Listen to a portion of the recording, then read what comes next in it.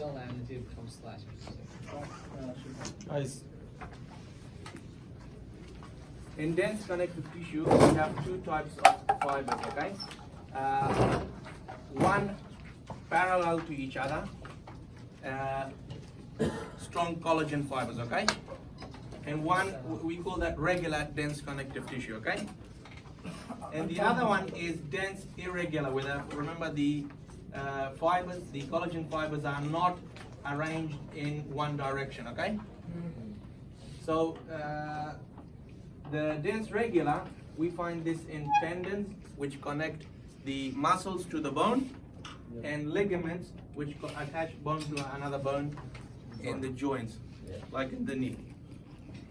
The dense irregular, this type of connective tissue where the fibers are not in one direction like that, Dermis. you find it in the dermis, the lower layer of the skin, okay? It's more for cushioning your tissues, your body tissues, all right? So these are the two types of dense connective tissue. As compared to, remember, the loose connective tissue, the fibers are very loose, there's lots of space, extra cellular matrix between them, so it's not as strong as dense connective tissue. The third type of connective tissue we find, the fibrous connective tissue, is the elastic. So from the term you can see elastic, it means it stretch, okay? So it has some elasticity to it. And you find these in organs like the stomach, like the urinary bladder, and so on. Or the vocal cords, you know, your voice box, the larynx. Some of the connective tissue is very important because it produces the different, what do you call, the sounds that we make, okay? When we're talking, yeah. So it's important, this elastic connective tissue. So it has more of this elastic fibers, okay? Remember what elastic fibers are made up of? the fibers. What type of protein? Elastic. Elastin, remember? Collagen fibers are made up of collagen, okay? Yeah. And elastic connective tissue is made up of elastic. You see this? Remember that they look like these coil shaped, these elastin fibers. So it gives it the ability for an organ like the urinary bladder to stretch when it's full. And it gets back. When it's empty, it goes back to its shape, okay? So it's important in these hollow organs that change shape and size regularly, like the stomach and bladder, and also it produces the sound in the voice box, this elastic connective tissue. The other type of fibrous connective tissue, the reticular connective tissue, obviously, what is it made up of? Reticular connective tissue. Remember, elastin, elastic is made up of elastin, and collagen and reticular are made up of collagen, okay? So they're made up of collagen fibers. And they form this network. If you have a look at that, these fibers are branched compared to the others, okay? So the elastic fibers or the collagen fibers, they're not branched, okay? In the reticular connective tissue, we find this branch sort of structure, network of interconnected reticular fibers, and this gives support to the cells within them, okay? But these all fibers contains in all connective tissues.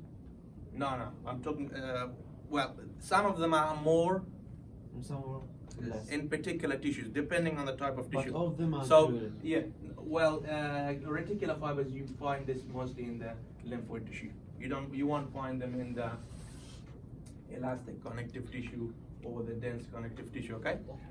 They're more important in these soft organs like the liver, the lymph tissues, you know, spleen, tonsils, and lymph nodes. So the spleen is a organ that you find important in the immune system and also in the blood. Yes. What is the tonsils? Tonsils, you know, in the back of your throat, you got tonsils.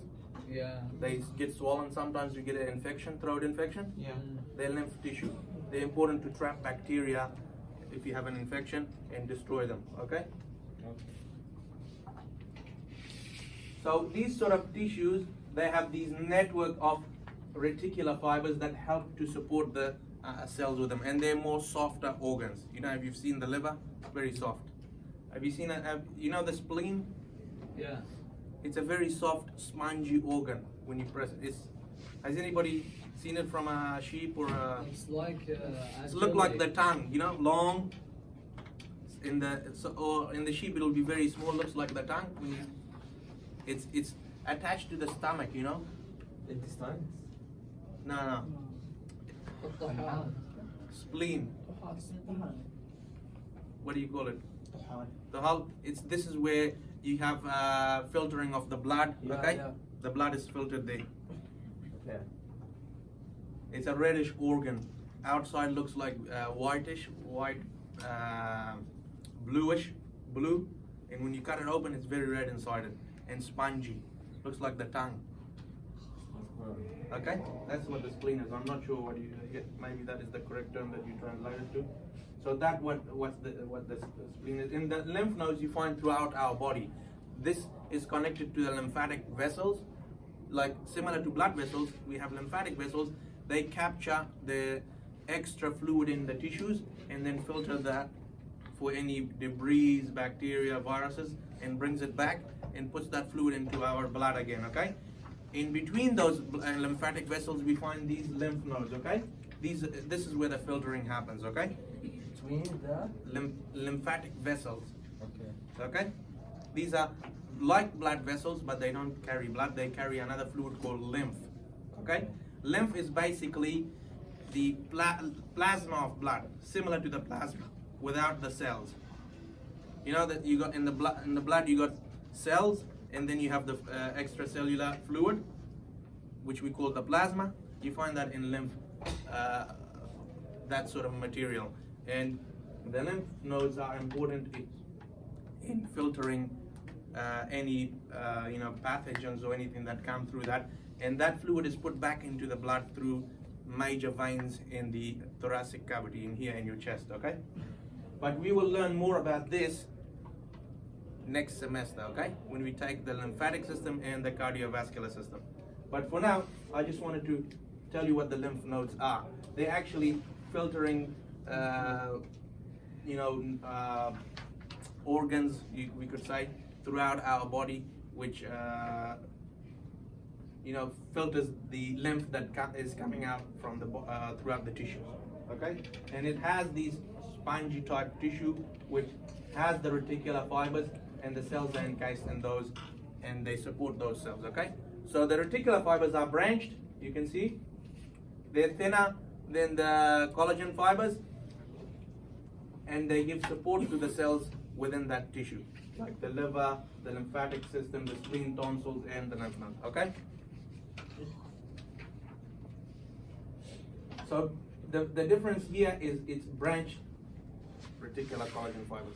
In collagen and thick collagen fibers, they're not branched. Okay. All right. So let's move on to the specialized connective tissue. We talked about the fibrous connective tissue. So, this is type of a transitional tissue from the embryo. Okay. The embryo is the developing stage of the human inside the mother's womb or the uterus. Okay. When you're developing, your skeleton is not yet bone, okay? It's an embryo. It's actually cartilage, okay? So this specialized type of connective tissue, cartilage, okay? Before it turns into bone and becomes hard. Now, there is some of that cartilage still left in our body, like the tip of the nose is remaining parts that hasn't formed bone, that is now still that same cartilage that was there when you were an embryo. Okay, so cartilage, it can be from the transitional tissue from the embryo. Transitional means it has two stages. Okay, that's what it transitions from one stage to the other. So in this case, it's transitioning from cartilage to bone. Okay, so this sort of cartilage. And this is one particular type of cartilage we call hyaline cartilage, okay? It's a glossy cartilage, like this one. So we find in cartilage the fibers are collagen fibers, okay? So it's collagen fibers, and they're made from by a type of cell called a chondroblast, okay? So these are immature cells. They make these collagen fibers, okay? And they make the ground substance as well. Remember the ground substance? Yeah, they're So the cells. the ground substance is Like jelly. the except for the cells and the fibers, whatever else is there, like carbohydrates, water, ions, and Right. proteins, okay? Right. It's secreted by the cells of the connective tissue, okay? It's like the extracellular. So it's the extracellular matrix minus the fibers, okay? Not including the fibers. So, for example, in bone, it's calcium and phosphate that gives this hard structure. So the bone is very rigid. In blood, it will be the plasma, okay? So these chondroblasts, they're immature, means they're not fully mature, okay? They will differentiate into another type of cell called chondrocytes, okay? And so you see these little spaces here, these cavities inside the tissue? Yeah. We call these leucana, okay?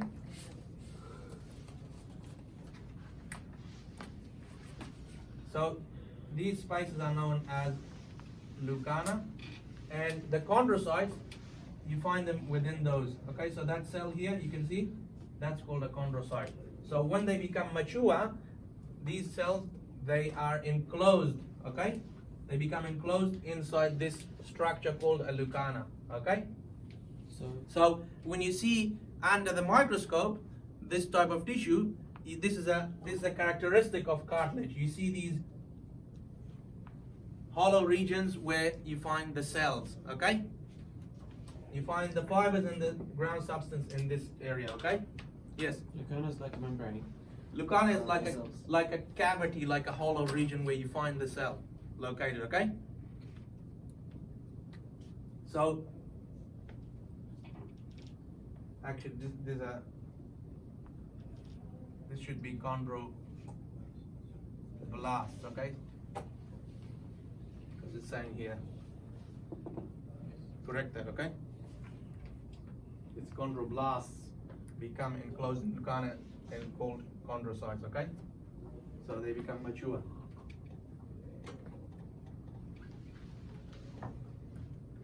So how did they become mature? Well, there is different factors involved in maturation, okay? The cell produces what we call differentiation factors. I mean, it's not in the scope of this course. So, they produce, once the cell produces the ground substance, okay, then it has to produce the fibers. So once those are produced, the cells can undergo what we call differentiation, okay? They differentiate into another type of cell. So there is multiple signaling pathways involved in that. We're not going to talk about that. Yeah. So there is many ways to. Yeah. Yes. The chondroblasts are produced the ground and the fibers. Yes. So the collagen fibers are produced by the chondroblasts, and the ground substance is also produced. Okay. So these are immature. Okay. So they become more mature and they form chondrocytes, and they become enclosed in these regions. Okay. Once they've established the ground substance and the collagen fibers, okay? As before, remember the tendons and the ligaments, they have very limited blood supply. Yes. The same here in cartilage, there's virtually no blood supply, so it's very slow to heal. If you injure the cartilage, it'll heal very slowly, okay? So we find this where, shape of certain bodies, nose, ears, okay? So in the nose, cartilage, we find in the ears, the cartilage, we find it between the ends of the long bones, okay? So between the two bones, it's covered, the ends of the bones, right at the end, it's covered by cartilage. You find it between the vertebral discs, your vertebral column. Between it, you find cartilage. you find it between the ribs, at the end of the ribs, okay? The septum, okay? This part. To prevent. Yeah, so it's makes it flexible here. So you find cartilage there. As I said, the cartilage was a transitional tissue in the embryo as well. Okay, so many places we find cartilage. So there's actually 3 types of cartilage. Okay, so let's go through that.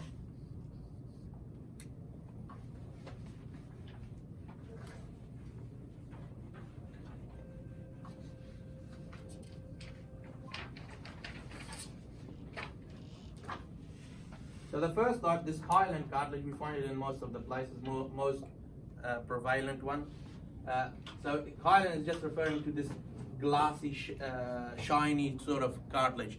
You know, if you brought some meat from the butcher, you see these big bones with the cartilage. It looks very shiny and smooth and glassy. Yeah. On the end of the bones. That's hyaline cartilage. Hyaline just means this glassy type of cartilage, okay? And it has many of these collagen fibers, which gives it that white appearance, okay? So you find it in the long bones. So you know your long bones at the ends of it. So at the end of long bones, ends of the ribs, as I mentioned, where the septum is, okay, or sternum, okay. The nose tip, okay. Remember, this nose tip is the remaining cartilage from the embryo that hasn't solidified into bone. The larynx, we find it in the voice box. We find it in the trachea. You know the trachea? It has rings of cartilage throughout your trachea and the embryo skeleton, okay? So before it transitions into bone, while the feet or the embryo is developing inside the mother's uterus, it is hyaline cartilage, okay? And that's important because that embryo is developing fast. So the cartilage is much softer. It can grow with the embryo. If it was bone, it's not gonna. It's very hard. difficult for the for the embryo to develop with a solid skeleton. Okay. So that's the hyaline cartilage, and that's where we find it. The elastic cartilage. This has more of the elastic fibers, more flexible. So you know your outer ear. This is where we find elastic cartilage. Okay. So very elasticy. It's flexible. The fibrocartilage, this is a strong collagen fibers, lots of collagen, bundles of them. This acts as shock absorbers. You know, on your car you have the shock absorbers when you go through the bumps, and you got the shocks, the 4 shocks in the wheels. Shock absorber. When you hit the bump, the car doesn't bump too much. Yes. It absorbs the shock. So you have this fibrocartilage between the discs. Okay, I don't know if there's a. Okay, we don't have an image of a skeleton here. I will show you that. You know the backbone, the vertebra. Between, you know, we have our vertebra is made up of many small discs. Okay, so between the discs you find this fibrocartilage, which helps to cushion you. When you know, if you're lifting something or you jump up, you land on the ground hard, this fibrocartilage makes sure it acts as a cushion. You know what a cushion is? Yes. Yeah. You sleep at night time on it to keep your head nice and soft. It's at the bottom It part. absorbs, so it absorbs, it acts as a shock absorber, okay? So it's a very strong cartilage. We find it in between the vertebral discs, okay? So your vertebra is made up of many discs. In between the discs, we find this fibro cartilage, which helps to act as a shock absorber. Because you know, you're lifting things, all that weight is coming on what? On the bone there, okay? You know, these heavyweight champions, they lift 350 kilos in the air, 350. Where's all that weight? All that weight is going on that backbone, okay? So it has to have lots of protection. This invertebral discs, they have between them fibrocartilage as a cushion to protect and to absorb the shocks. Okay? So that's the 3 types. The hyaline, we find it in many locations, in the end of long bones, end of the ribs, the nose, the larynx, the trachea, the embryo as it's developing inside the mother's uterus. So this type is a glassy cartilage, so it has collagen fibers. Then the elastic, you find it in the outer ear. It has more elastic fibers because it's more flexible. And then you have the fibrocartilage. This is more strong. It's got lots of bundles of collagen fibers. It acts as a shock absorber in the invertebral discs, so you don't damage the discs. Okay. All right. So let's look at the bone next. So bone is also a specialized connective tissue. Here we find that the ground substance is rigid. Okay. It's solid because we find that it has this deposits of calcium and phosphate. It's a very solid, and the reason is because the skeleton support us. It keeps us upright. It allows us to move around. If we didn't have a skeleton, we'll be like some animals that I don't know. I think most animals have skeletons, but it'll be very hard to walk around without a skeleton. So you need that skeleton. Now, so the skeleton, it has some type of cells within them called osteocytes. So these are the bone forming. Well, before they form these osteocytes, there's some cells called osteoblasts that deposit the minerals, these calcium and phosphate that make the bone. Okay. Now we're not going to go into too much detail for your purposes. So just remember that we have these bone cells called osteocytes, and I'll tell you where they are in the next slide, okay? So the matrix is very rigid, okay? It's calcium and phosphate. It has lots of blood vessels, so it will heal very quickly, okay? Compared to tendons, ligaments, and cartilage, bone heals very quickly. Probably some of you have broken their bones and they had the cast, and after 4 to 6 weeks you take it off. Okay, it's healed already. If you rip a tendon, probably you have to wait 1 year before it heals. So look at the comparison. Or surgery. Yeah, you need surgery. You need long healing because it's got less blood vessels in it. Bone has a lot, so it heals very quickly. And the type of bones we have is compact bone and spongy. Okay, so compact bone, if you look at this long bone, okay, we find the shaft, okay, so this bit is called the shaft. So that's the shaft. This is mainly made up of, so it's made up of compact bone, okay, so this is all compact bone. At the end, we find this here, all this bone, spongy bone, okay? And the reason that it's spongy, it makes it lighter, okay? So it keeps our weight, we're not too heavy, okay? And this is particularly important in some birds, okay? Birds have this spongy skeleton to keep them light so they can fly, okay? So we find spongy bone mostly on the shaft and compact bone in the shaft and spongy bone in the ends.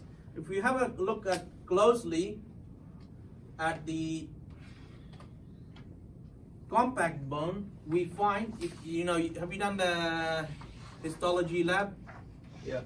Okay. Did you look at the compact bone under the microscope? Oh, not yet. Yeah. So if you have a look at it, the compact bone has this particular unique characteristic of this Harvesian system or osteons, these rings, okay? These rings around this canal, okay? So this is called an osteon or sometimes a Harvesian system, okay? So The what rings around the circle. yeah, so this whole thing is called an osteon or Harvesian system, okay? Yeah. Now we find here the central canal here. So it'll have the blood vessels and the nerves coming to it, so it can supply nutrients and nerves to the bone. And around it we find these osteocytes, okay? And they're arranged in this ring sort of structure. You see these darker regions? Yeah. These are actually the osteocytes, okay? Those cells, the bone cells that we talked about, they form around in a ring, okay? So these are calcified. That means they're anchored to that region, okay? So they can't move from there. So they're like stuck there, okay? So the osteocytes we find in a ring shape around the osteon, and what we find is that they get their blood supply and nutrient supply through these structures called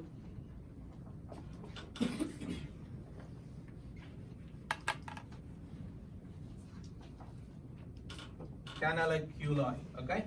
So you see these little things, it's better to hear. There's the osteocyte. It has these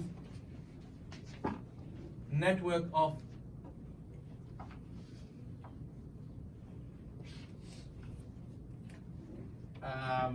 connections, or whatever you want to call them. So they connect one osteocyte to the other one, okay, as well as to the central canal. And remember what I said, what's found in the central canal? The blood vessel. The blood vessel. So obviously blood is bringing nutrients, okay? So to get nutrients and oxygen and remove waste, they have to be connected to that central canal. And that's why we said the bone heals very quickly, Yes. see, because of that blood supply, okay?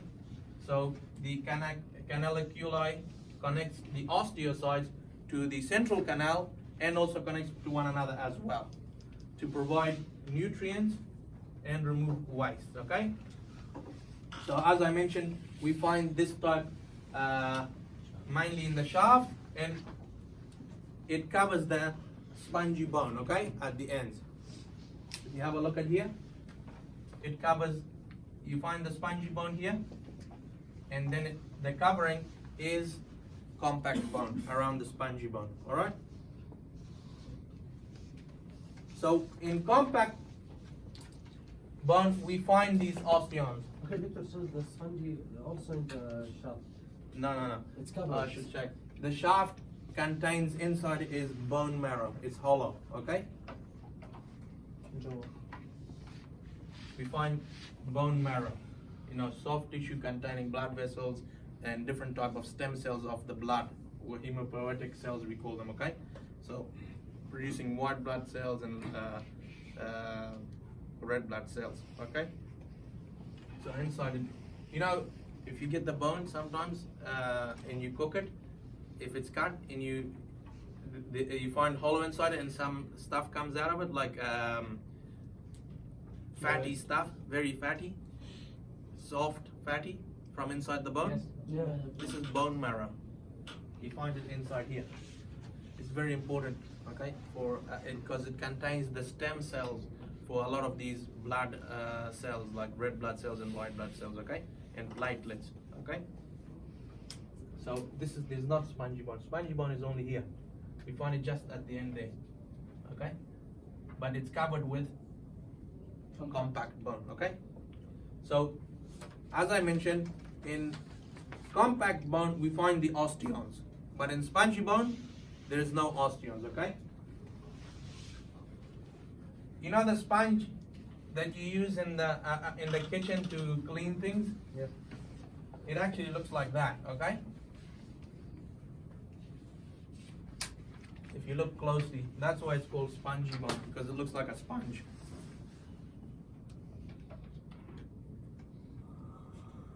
So if you have a look at it, this is the spongy bone. You see lots of spices in between.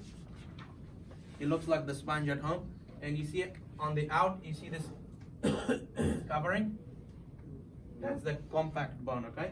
This is the porous, means it has a lot of holes in it. Okay. Like the sponge, it's got lots of holes in it. So it has like this network of bones with holes in between, okay? This network structure gives it strength, at the same time making it lightweight, okay? So it doesn't make the bones too heavy. So that's why, it's called spongy, so it's not as dense, okay? Here you find very dense bone. Here, it's more porous. It means it has holes in it, okay? So it's lightweight, but at the same time strong. And you find it at the end of long bones, okay? What does porous mean? Huh? Porous means it has lots of holes, man. You see these? Those holes. It's not, something porous, if you put water in it, it'll pass through it. It's porous, it means water Like can go this through. one. Spongy, okay? It has lots of pores. You know what pores are? Remember from the nuclear membrane? Holes. Yeah. Pores mean holes. Pores means lots of holes.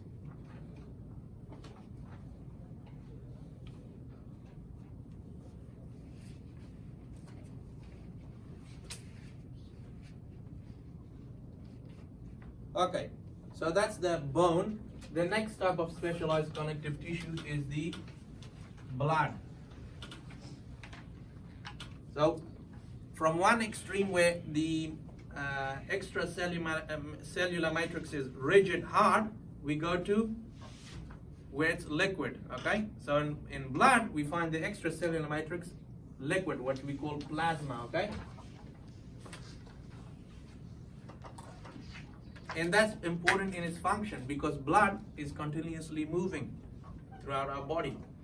If it was a rigid matrix, it's going to be stationary. It's not going to move anyway. So it's very important that the extracellular matrix of blood is this plasma, which is a fluid. It's constantly moving. It's being pumped by our heart, okay? So you remember that bone marrow I talked to you about? Yeah. So inside the bone marrow, we find that there is the stem cells, what we call the progenitor cells, the cells that give the different type of blood that change or differentiate into the different blood cells. Okay, so we find the stem cells. Have you heard of the term stem cell? Yeah. Yes. You know, when we were first conceived, we were one cell called a zygote. Okay. This one cell is a type of embryonic stem cell. From that one cell, we got different type of tissues: bone, muscle, the 4 different type of tissues. As we talked about: epithelial tissue, connective tissue, muscle tissue, and nervous tissue. From one cell, it's a stem cell. Okay, it can change into many type of cells. That's called that's an embryonic stem cell. But these are considered as adult stem cells. Okay. They can't change to anything, but they can change to some limited type of cells. For example, in the blood, we got white blood cells, we got the red blood cells, and we got the platelets, okay? So, the cells, they come from the bone marrow, okay? So, blood, red blood cell, white blood cells, and platelets, the 3 type of cellular products or cells we find in blood are made in the bone marrow. Okay? Okay. You got that? So the red blood cells, sometimes we call it RBCs or erythrocytes. Okay? Their function is in carrying oxygen and removing CO2. Okay? We already know that from before. So these type of cells. Remember, you saw them in the lab. Yeah.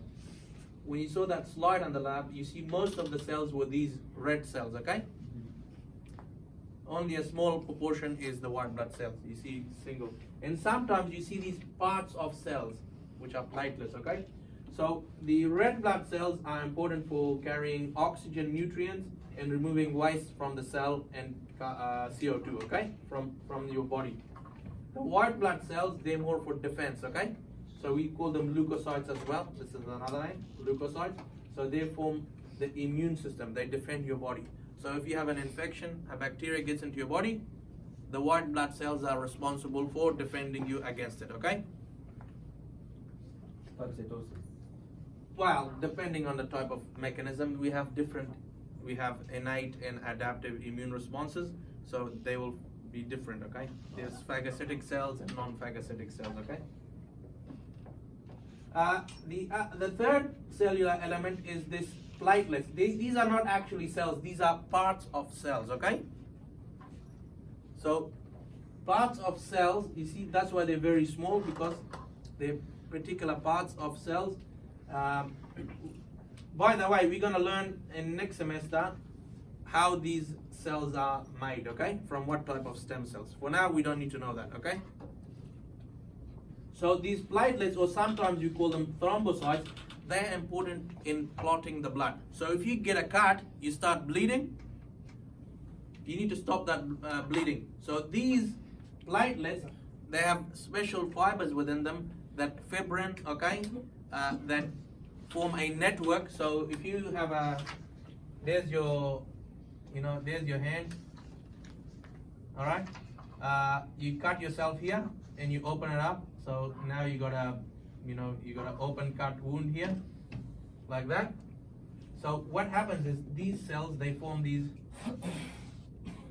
together with the red blood cells, they form the blood clot, okay? So a network, so I'll just make it a little bit bigger here. So there's the cut. So these platelets, they form these network of fibers, a mesh-like.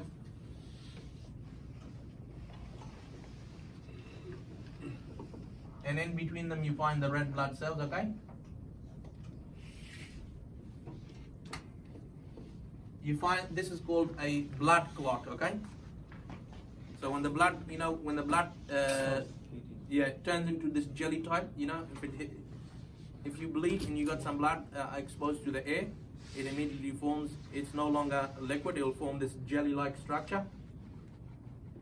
This is actually a blood clot, okay? It's because of these platelets forming these fibrin fibers, which block the wound, so you don't lose your blood, okay?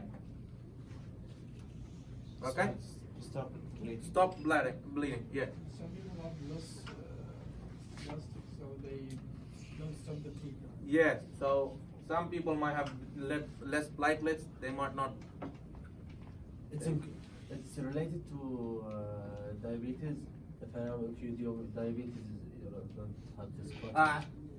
Diabetes, when you're talking about the wounds not healing properly, okay? Yeah. So in that case, in diabetes, what we call is they have poor blood circulation, okay? The glucose level can actually damage the blood vessels and make them leaky. That's why the wounds don't heal very quickly. High glucose, prolonged glucose levels can damage the blood vessels. That's why you get damage in the eyes. Yeah. Because the tiny little capillaries get damaged and people become blind with diabetes. But for us, we just need to know that these platelets are important in blood clotting, okay? So, okay.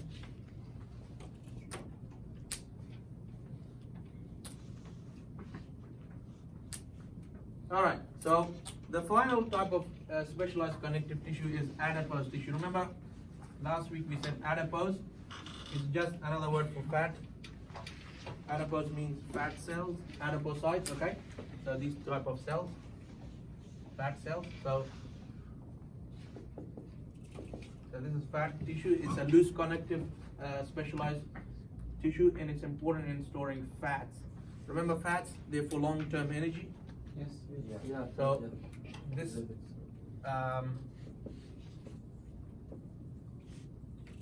this type of tissue is important for you find it under your skin. It acts as a, so one, it is acting as a long-term energy. The other, some students are feeling cold here, that you have actually a layer of fat under your skin which acts as an insulator. So insulator, what that means? In these walls they'll put some sort of material to keep if you want to keep the heat or the cold inside the room so it doesn't escape. It's called insulation. Okay? Inside the walls you find it some material, or in the roof, okay? So it's called insulation. Under our skin we find fat all around our body. It keeps us warm. The whale? Yeah. Good. Under its skin is big because it travels through these cold, freezing waters in the ocean. It has lots of fat under its skin. It keeps it insulated. It keeps the heat inside, okay? So the fat is actually acting as a insulator as well, okay? So It acts as an insulator, and it also protects, okay, some organs like the kidneys. The kidneys are surrounded. If you ever seen the kidney, you pull it out of the sheep or No. never? I did. Yes. You did. Lots of fat around it, okay? It acts as a cushion, protects the kidneys, because the kidneys, you find it here in the back here, just below the ribs there, okay? It has some protection, lots of fat surrounding it, okay? So kidneys have fat around it. You find some fat around your heart as well. If you've seen the heart of an animal, you'll see some fat around it as well. So you find around some organs to protect it. You find it as an insulator, but also you find this as a long-term energy storage as well, because we talked about in chapter 2. Remember that lipids are particular type of lipids like triglycerides, okay, are important in long-term energy. So this has very few fibers and no ground substance, okay? It's mainly made up of these cells called adipocytes or fat cells. If you have a look at them here, this is one cell. Inside it, you find this large vacuole that's full of, fat, okay? And because it's so filled with fat, the nucleus is very hard to see. It's squished to one side, okay? So here, you see this here? You see the nucleus there? The nucleus there? That's how you tell it's adipose tissue, because you find this giant lipid-filled vacuole. So mainly it's all fat, and it squishes the nucleus to one side, like this, okay? Now, when you exercise and diet and you want to get slimmer, the number of fat cells don't reduce, okay? What's happening is these cells are shrinking, okay? The cells are still there, so that if you start eating again, they will start getting fatter again. So as you diet, the number of cells don't get reduced. It's the amount of fat in them, the deposit. It reduces. If you start eating again more food and not dieting, these cells get fatter, okay? So when you eat, they get more larger and slim down if you lose weight, okay? So the number of cells don't reduce. They Yes, never shrink. reduce even No. in dangerous situations. No, some people have what they call liposuction. They actually get some of those cells out. Because they're so fat. Yeah. Or so they put some sort of a device on their stomach to stop them from eating too much food. A ring or something. Yeah. Yeah. But the number of cells don't reduce, it's the size of the cells, okay? They get fatter or slimmer.